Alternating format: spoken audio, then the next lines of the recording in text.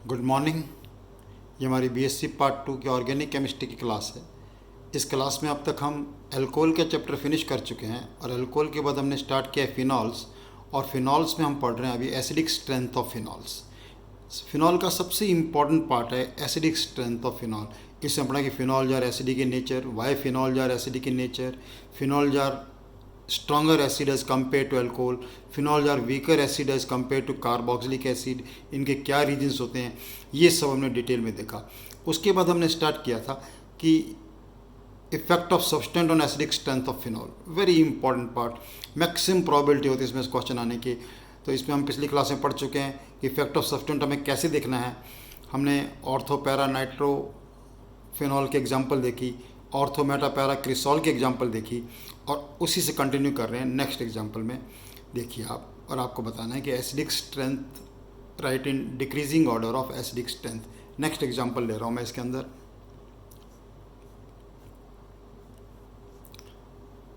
जो इफेक्ट मैंने पिछली टर्न पे आपको समझाए थे उनका यूज़ करके इसका आंसर आपको बताना है। Ortho aminophenol,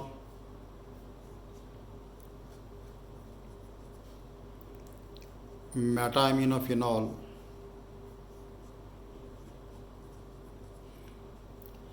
para aminophenol and phenol. Question is right in decreasing order of acidic strength. अब हमें एमिनो ग्रुप का इफेक्ट देखना है। तो सबसे पहले आप कैसे देखोगे, देखो कि एमिनो ग्रुप के कौन से इलेक्ट्रॉनिक इफेक्ट होते हैं। सबसे पहले आप ये देखिए ऐसे क्वेश्चन में कि एमिनो ग्रुप के कौन से इलेक्ट्रॉनिक इफेक्ट होते हैं। तो आपको पता है amino group is a plus M effect, it has minus I effect. और साथ में जब दो इफेक्ट आ गए तो हमें ये देखना होगा plus M is more than minus I.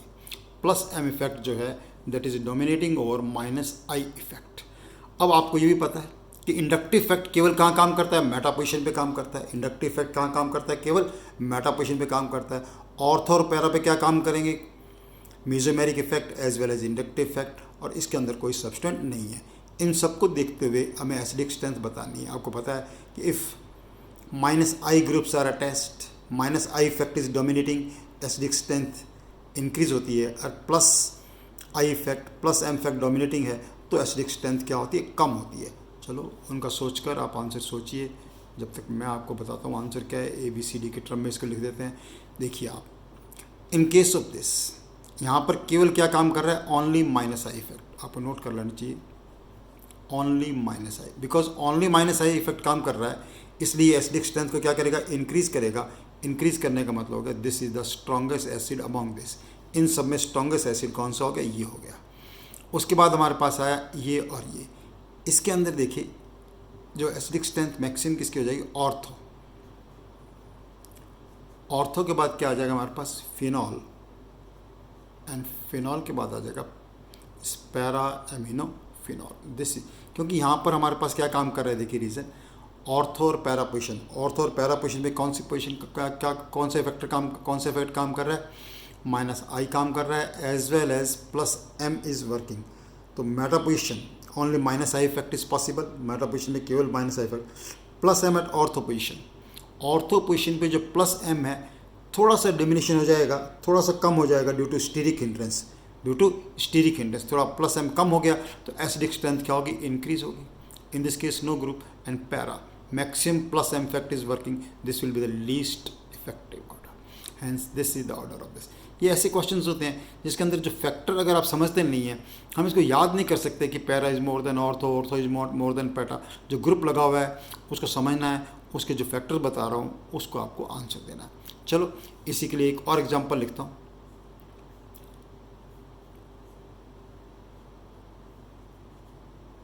Ortho में मैंने मिथॉक्सी ग्रुप लगाया,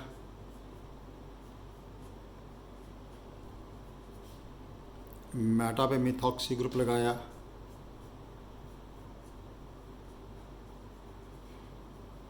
पैरा पे मिथॉक्सी ग्रुप लगाया, और फिनॉल। अब हमने ग्रुप कौन सा लगाया, मिथॉक्सी। कौन सा ग्रुप लगाया, मिथॉक्सी। अगेन सबसे पहले आप क्या देखिए कि मिथॉक्सी ग्रुप के इलेक्ट्रॉनिक इफेक्ट्स क्या हैं। Again it has plus M effect and minus I, and again plus M is dominating over minus I. Same electronic effect हो गया इसका. Same electronic effect, same electronic effect, same explanation will work in this example. There is in this case also B is more than A is more than D and D is more than C.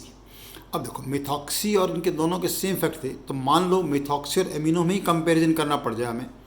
एक example ऐसे लिखते हैं, और example decreasing order of acidic strength phenol. Meta position पर हमने क्या लगा दिया है, मिथॉक्सी. मेटा पोजीशन पे हमने क्या लगा दिया है, एमिनो. और यहीं पे हमने क्या लगा दिया, फिनॉल. इस पे तो कोई ग्रुप लगा हुआ नहीं देख रहे हैं. अब हमें देखना है मिथॉक्सी ग्रुप और एमिनो, इनको कंपेयर करना है. मिथॉक्सी ग्रुप और एमिनो इनको कंपेयर करना है. तो दोनों में क्या है, plus M is more than minus I. दोनों का प्लस एम जो आई से ज़्यादा है. अब हम कंपेयर करना है, चलो कंपेयर करने का हम देखा माइनस आई देखें, क्योंकि मेटा पोजीशन पे है तो मेटा पोजीशन पे आई इफेक्टिव वर्क करता है.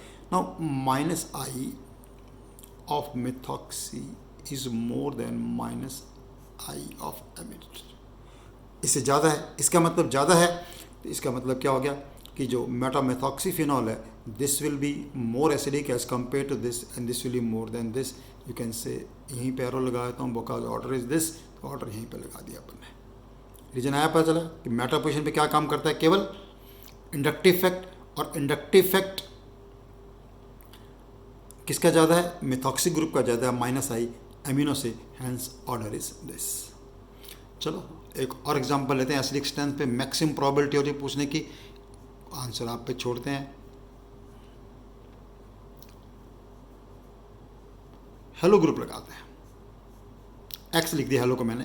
क्लोरो ब्रोमो आयोडो कुछ भी हो, फ्लोरो नहीं होना चाहिए.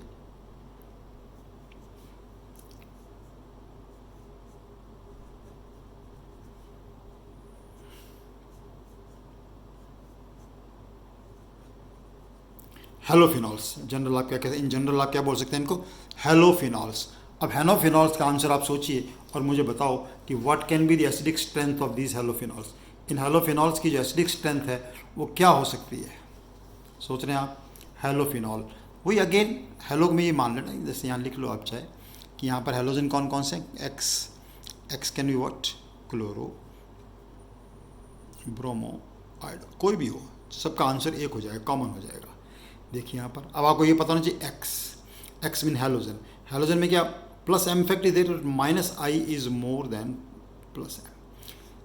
हेलोजन में आपने क्वेश्चन पढ़ा है, देखो क्लोरो ग्रुप में नॉर्मल क्वेश्चन आता है, chloro is deactivating still ortho and para directing. Deactivating, why deactivating, क्योंकि माइनस आई इफेक्ट ज़्यादा है.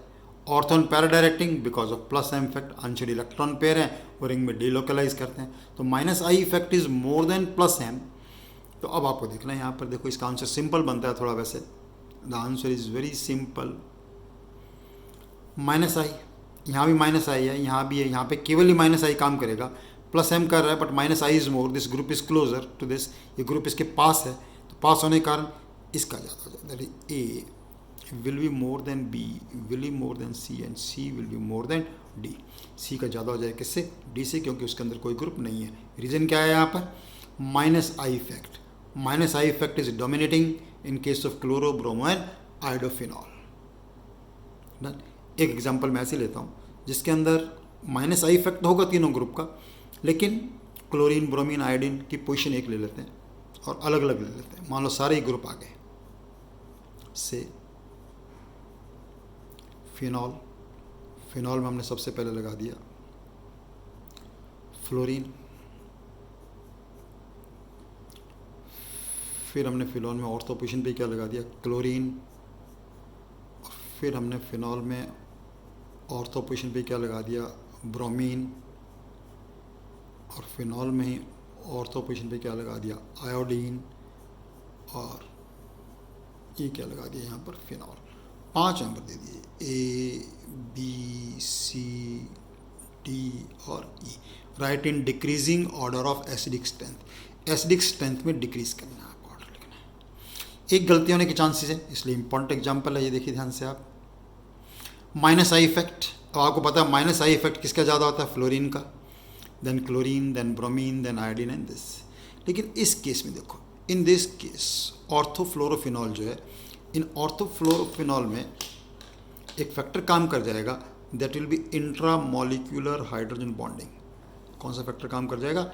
H bonding, intra molecular hydrogen bonding. उस कारण से क्या, ऑल दो minus I effect is maximum, fluorine का तो माइनस आई इफेक्ट आप जानते हो मैक्सिमम है, तो it is expected to be more acidic, लेकिन due to this intramolecular hydrogen bonding, इस इंट्रा मॉलिक्यूलर हाइड्रोजन बॉन्डिंग के कारण इसका एसिडिक स्ट्रेंथ जो है इवन आयोडो से भी क्या हो जाएगा? वीक हो जाएगा। तो इस केस में आंसर हमारा क्या बन जाएगा? बाकी सब जगह तो कॉमन ही आंसर, ठीक है, कोई प्रॉब्लम नहीं है। B will be more than C, D then A and then ये यहाँ पे आ गया फ्लोरो वाला। Why fluoro? Why it is this?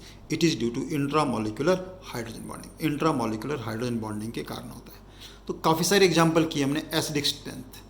आप देखते हो पिछला पूरा लेक्चर हमने एसिडिक स्ट्रेंथ पे बेस्ड था, आज भी हमने एसिडिक स्ट्रेंथ की काफ़ी एग्जाम्पल किए। अभी कुछ और बात बताता हूँ, देखो इसी के बारे में। एसिडिक स्ट्रेंथ के अलावा इसमें एक क्वेश्चन और आता है, नाइट्रोफिनॉल से पर्टिकुलरली इंपॉर्टेंट होता है वो, boiling point and solubility. Boiling point and solubility, in general तो बॉइलिंग पॉइंट और सॉलिबिलिटी हमने डिस्कस कर ली, लेकिन नाइट्रोफिनॉल्स में एक एग्जांपल आएगा आपके पास कि ortho meta and para nitrophenol है हमारे पास। Ortho meta and para nitrophenol है, right in decreasing order of boiling point and solubility. देखना इसका आंसर क्या होता है, इस क्वेश्चन को किस प्रकार से और पूछ सकते हैं ये मैं बताता हूँ। तो 3 एग्जाम्पल मैं लिख रहा हूँ यहाँ पर। Non, it is not about acidic strength, थोड़ा एसिडिक स्ट्रेंथ से डेविएट हुए इस एग्जाम्पल में हम। Orthonitrophenol,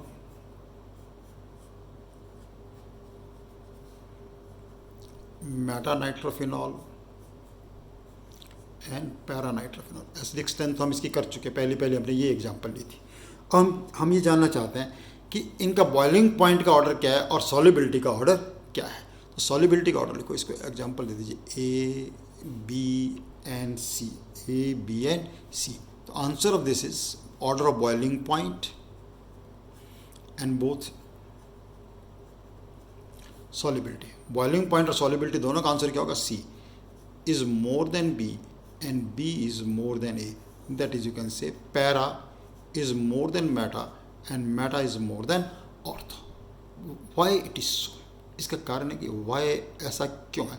you know, boiling point depends upon size. Boiling point किस पे से डिपेंड करते हैं? साइज पे डिपेंड करते हैं, ओके, और हाइड्रोजन बॉन्डिंग वगैरह पे डिपेंड करते हैं, ठीक है। तो यहाँ पर देखिए, ये जो पैरानाइट्रोफिनॉल है, it is having intermolecular hydrogen bonding. Intermolecular hydrogen bonding के कारण इसका बॉइलिंग पॉइंट क्या होगा? मैक्सिमम। ये इंटरमॉलिक्यूलर वाटर से ही बना सकता है, इसकी सॉलिबिलिटी भी क्या होगी? ज़्यादा होगी। लेकिन जो ऑर्थोनाइट्रोफिनॉल है, मैं स्ट्रक्चर बना के दिखाऊंगा, इन this case intramolecular hydrogen bonding काम करती है। इन दोनों में तो क्या, कौन सी बॉन्डिंग काम करती है? इंटर मॉलिक्यूलर एच बॉन्ड, और इसके अंदर काम करेगा इंट्रामॉलिक्यूलर एच बॉन्ड। तो इंट्रामॉलिक्यूलर एच बॉन्ड के कारण इसका क्या हो जाएगा? आइसोलेशन हो जाएगा, जिसकी सॉलिबिलिटी भी कम हो जाएगी और बॉइलिंग पॉइंट भी कम हो जाएगा। बॉइलिंग पॉइंट कम करने के कारण इस क्वेश्चन को ऐसे ही पूछते हैं कि orthonitrophenol is a volatile. Volatile क्यों है? कि इसका बॉइलिंग पॉइंट बहुत कम होता है, कंपैरेटिवली काफ़ी कम होता है, तो इसलिए इसकी नेचर कैसी बन गई? बॉइलिंग पॉइंट बन this, it is volatile in nature. Volatile क्या है? जो वॉलेटाइल सब्सटेंसेस कौन से होते हैं? जिनके बॉइलिंग पॉइंट क्या हो? सबसे कम हो, उन्हें हम क्या बोलते हैं? वॉलेटाइल। जब भी आप ये बताएं तो आपको बताना होगा साथ में कि boiling point of para and meta isomer is more due to intermolecular hydrogen bonding. जब भी इंटरमॉलिक्यूलर हाइड्रोजन बॉन्डिंग बताएं आप, तो आपको बता के बताना होगा, बना के दिखाना होगा इंटरमॉलिक्यूलर हाइड्रोजन बॉन्डिंग। मैं बताता हूँ कैसे दिखाएंगे। देखो, इंटरमॉलिक्यूलर हाइड्रोजन बॉन्डिंग कैसे दिखाएंगे इसके अंदर। देखिए, ये फिनॉल मॉलिक्यूल,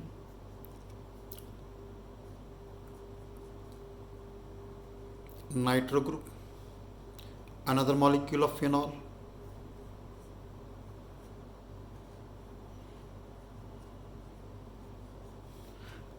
यहाँ पे nitro group, this is this. अब देखिए, ये जो बॉन्ड बना इनके बीच में, व्हाट इज दिस? ये जो बॉन्ड बन रही है, इस प्रकार की जो बॉन्ड हो रहा है, इस हम कौन सी बॉन्डिंग बोलते हैं? Inter molecular H bonding. तो इंटरमॉलिक्यूलर एच बॉन्डिंग कारण इनका एसोसिएशन हो गया और इस एसोसिएशन को ब्रेक करने के लिए ज़्यादा एनर्जी चाहिए और इसलिए इनका बॉइलिंग पॉइंट क्या होगा, ज़्यादा होगा। Okay, similarly they can form intermolecular hydrogen bond with water. Water में बिल्कुल यहाँ एच एच दिखा देंगे तो वाटर से बना सकते हैं, hence they are soluble in water, इसलिए इनकी सॉल्युबिलिटी भी क्या होती है। ये जो ऑर्डर था अपने पास, this order for boiling point as well as solubility. Solubility ज़्यादा इंपॉर्टेंट होता है बॉइलिंग पॉइंट का क्वेश्चन इसके अंदर। Para is more than meta, meta is more than ortho, इसको ऐसे ही पूछते हैं ऑर्थो। तो अब ऑर्थो में क्या होता है, ortho is stabilized by chelation, intramolecular hydrogen bonding हो जाएगा। ऑर्थो में क्या हो जाएगा, इंट्रामॉलिक्यूलर हाइड्रोजन बॉन्डिंग। देखो कैसे, ये ऑर्थो नाइट्रो और ये phenol, ortho nitro phenol. Now this with in molecule और एच बन रहे। What is this, this is, ये क्या चीज़ है हमारे पास, इंट्रामॉलिक्यूलर एच बॉन्डिंग। तो इंट्रामॉलिक्यूलर एच बॉन्डिंग कारण इसका बॉइलिंग पॉइंट क्या हो गया, काफ़ी कम हो गया। Steam distillation depends upon a substance having appreciable vapor pressure and boiling point of water. Hence, this is a steam distillation का प्रोसेस जो है इस पर डिपेंड करता है। Hence, meta and para isomer जो हैं उसमें स्टीम डिस्टिलेशन पॉसिबल नहीं होता, जबकि ortho isomer is volatile in steam. Ortho isomer जो है वो स्टीम वॉलेटाइल सब्सटेंसेस है। वाई इट इज़ वॉलेटाइल, इनका बॉइलिंग पॉइंट कम क्यों है, क्यों ज़्यादा है, ये क्वेश्चन इसके अंदर काफ़ी इंपॉर्टेंट थे।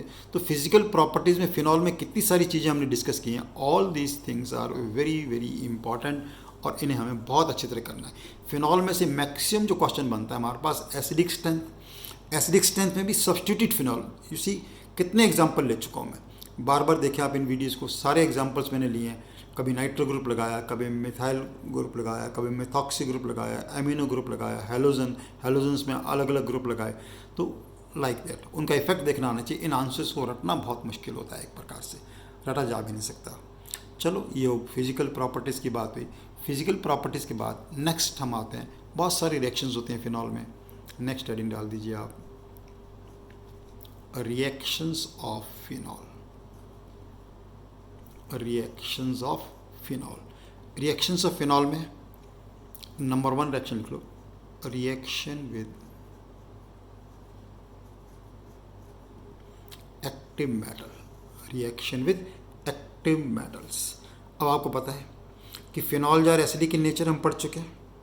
Because they are acidic in nature they will react with metals to form alkoxide and hydrogen is liberated, जैसे अल्कोहल में हुआ था। तो they are stronger acid as compare to this.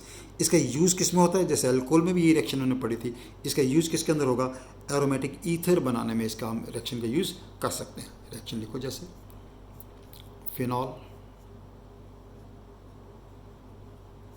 Will react with sodium metal, sodium metal से reaction हुआ phenol का,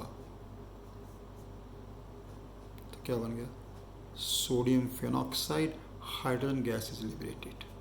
इसका नाम क्या हो जाएगा, सोडियम फिनॉक्साइड।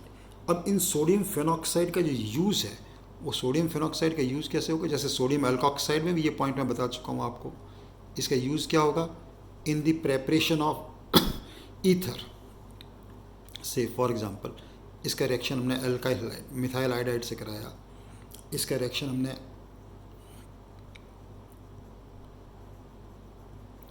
एलाइल ब्रोमाइड से कराया। ओके, क्या होगा in this case, this sodium will be replaced by methyl group.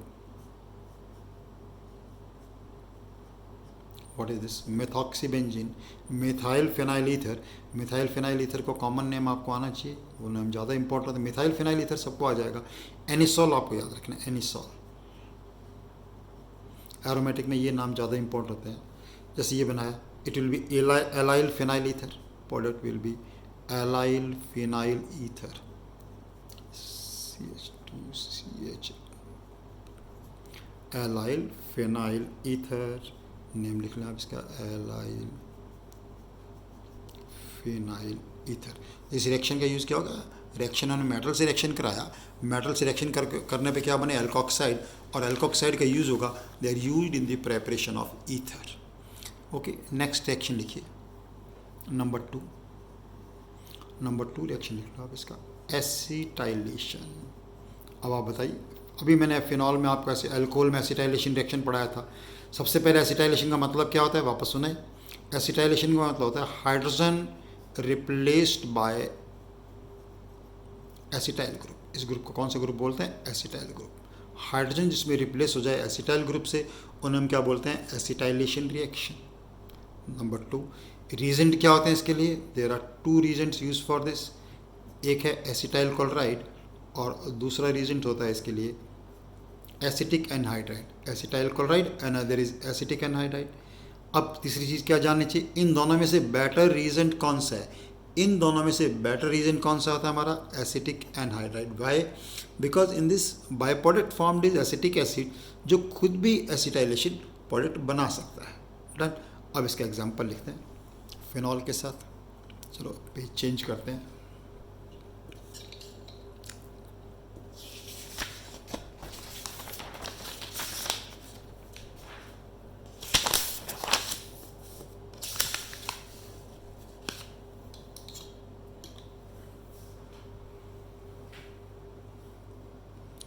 See this.